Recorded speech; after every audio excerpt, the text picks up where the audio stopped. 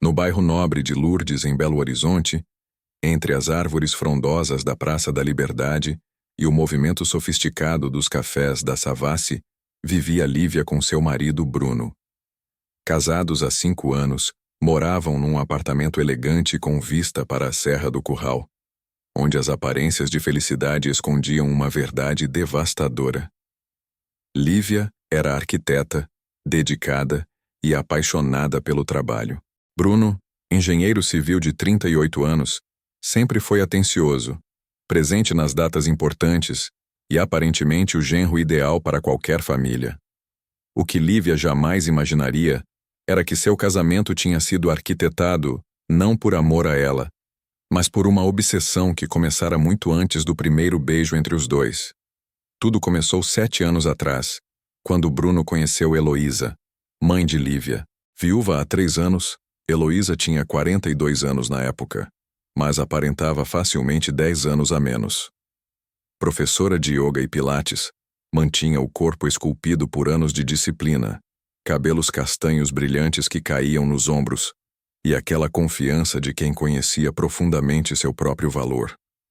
Bruno conheceu Heloísa num evento corporativo, onde ela dava uma palestra sobre qualidade de vida. Ele ficou hipnotizado, não apenas pela beleza física, mas pela forma como ela comandava a atenção da sala, pela voz firme, pelo jeito confiante de se mover. Após a palestra, trocaram contatos, e ele começou aulas particulares de pilates no estúdio que ela mantinha num anexo de sua casa no bairro Santa Lúcia. Foi numa tarde quente de fevereiro que algo mudou entre eles. Após uma aula particularmente intensa, Heloísa comentou que Bruno havia evoluído muito. Houve um silêncio longo. Os olhares se encontraram, e sem palavras, ambos entenderam o que estava acontecendo. O que começou naquela tarde transformou-se numa ligação intensa e proibida. Heloísa, após anos de uma vida conjugal previsível, redescobria sensações que achava perdidas. Bruno encontrava nela uma mulher completa, experiente, que sabia exatamente como tocar, como provocar, como fazer cada momento durar. Os encontros se tornaram frequentes, 2, 3 vezes por semana, sempre no estúdio após o horário normal de funcionamento. Bruno ficou completamente obcecado. Heloísa não era apenas uma aventura, era uma necessidade. Mas Heloísa tinha limites claros. Não queria um relacionamento público. Valorizava demais sua reputação, sua posição na comunidade. Foi então que Bruno conheceu Lívia. Heloísa mencionava a filha ocasionalmente, mostrava fotos no celular. Na mente perturbada de Bruno, uma ideia começou a germinar. Se não podia ter Heloísa publicamente, podia se aproximar através da filha. Podia entrar naquela família, tornar-se parte indispensável, e assim manter Heloísa sempre por perto. O primeiro encontro entre Bruno e Lívia foi cuidadosamente orquestrado. Heloísa organizou um almoço dominical. Lívia chegou sem expectativas, conversaram sobre trabalho, descobriram afinidades profissionais. O que Lívia não percebia era que durante todo o almoço, Bruno trocava olhares furtivos com Heloísa. Toques discretos quando ninguém via. Nas semanas seguintes, Bruno cortejou Lívia com dedicação calculada. O namoro evoluiu naturalmente aos olhos de todos. Heloísa aprovava publicamente, dizendo estar feliz que a filha tivesse encontrado alguém tão adequado. Por dentro, mantinha o caso com Bruno, agora com a excitação adicional do perigo e da transgressão. Os encontros entre Bruno e Heloísa continuaram durante todo o namoro. Lívia nunca desconfiou. Achava natural que o namorado continuasse se exercitando com a mãe. Aliás, ficava feliz que os dois se dessem tão bem. 2 anos depois, Bruno pediu Lívia em casamento. A proposta foi romântica, num restaurante com vista para o pôr do sol sobre a Lagoa da Pampulha. Heloísa fingiu alegria perfeita ao telefone.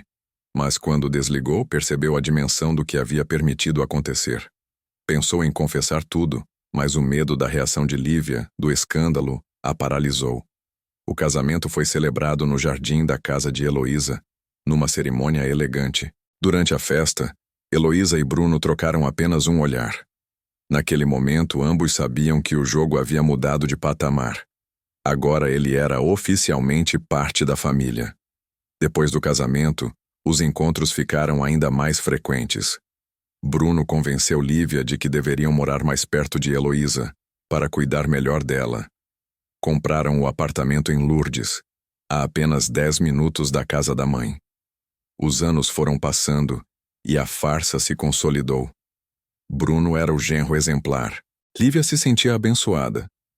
A situação começou a mudar quando Lívia anunciou que estava grávida. A gravidez mudou a dinâmica de tudo. Lívia precisava de mais atenção. Os encontros com Heloísa se tornaram mais raros, causando frustração em ambos.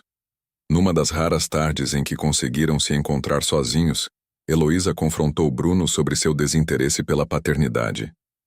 Ele finalmente admitiu a verdade.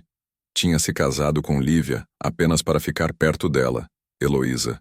O bebê era uma complicação não planejada.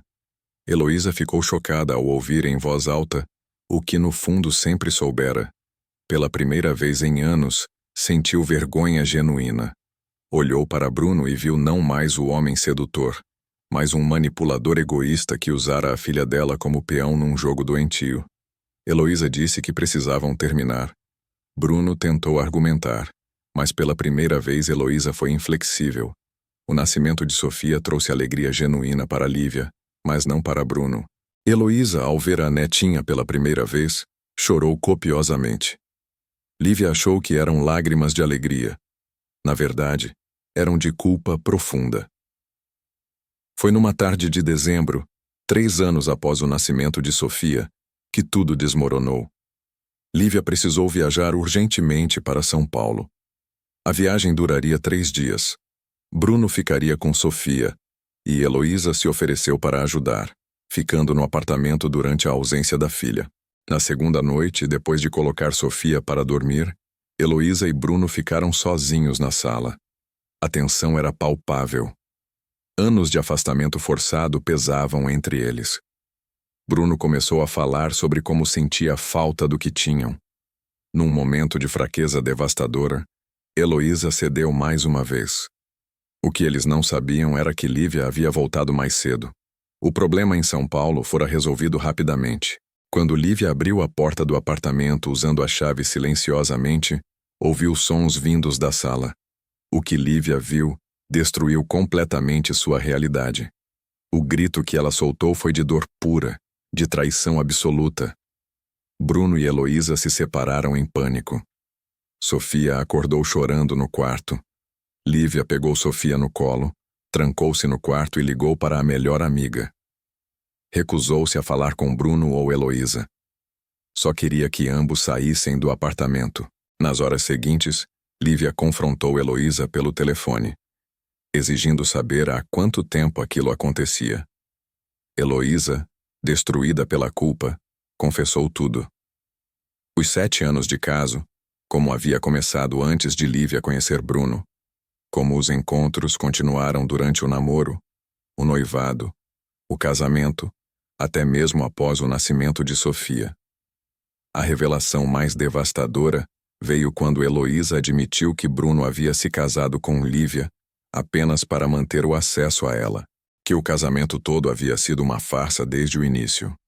Lívia sentiu como se o chão tivesse se aberto sob seus pés. Não fora apenas traída pelo marido, fora traída pela própria mãe. E pior, seu casamento inteiro era apenas um estratagema de um homem obcecado. Quando Bruno tentou voltar ao apartamento, Lívia não o deixou entrar. Disse que ele receberia os documentos do divórcio por um advogado. Para Heloísa, a sentença foi ainda mais severa. Lívia disse que a mãe estava morta para ela, que jamais a perdoaria, que nunca mais veria a neta. Nos meses seguintes, Lívia moveu o processo de divórcio com determinação fria. Bruno perdeu praticamente tudo na partilha. Heloísa tentou se aproximar diversas vezes. Lívia devolvia tudo sem abrir. Bloqueou todos os contatos, mudou de apartamento, reconstruiu sua vida excluindo completamente a mãe. A história se espalhou pelos círculos sociais de ambas. Heloísa perdeu muitas amigas, vários alunos. Tornou-se conhecida como a mulher que traiu a própria filha com o genro. Bruno mudou-se de Belo Horizonte, tentando recomeçar em outra cidade. Lívia focou toda a sua energia em Sofia e no trabalho. A traição dupla deixou marcas profundas, mas ela buscou terapia e gradualmente reconstruiu sua autoestima. 2 anos após a descoberta, Lívia conheceu Eduardo, um médico divorciado. O relacionamento começou devagar, mas Eduardo era paciente, genuíno, e aos poucos conquistou sua confiança. Heloísa envelheceu sozinha na casa grande do Santa Lúcia. Tentou se reconciliar com a filha inúmeras vezes, mas Lívia manteve a distância absoluta.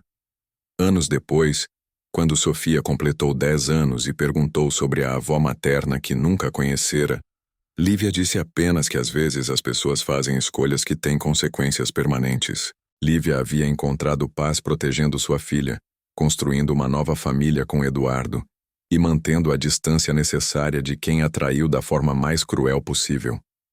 A lição dolorosa ficou.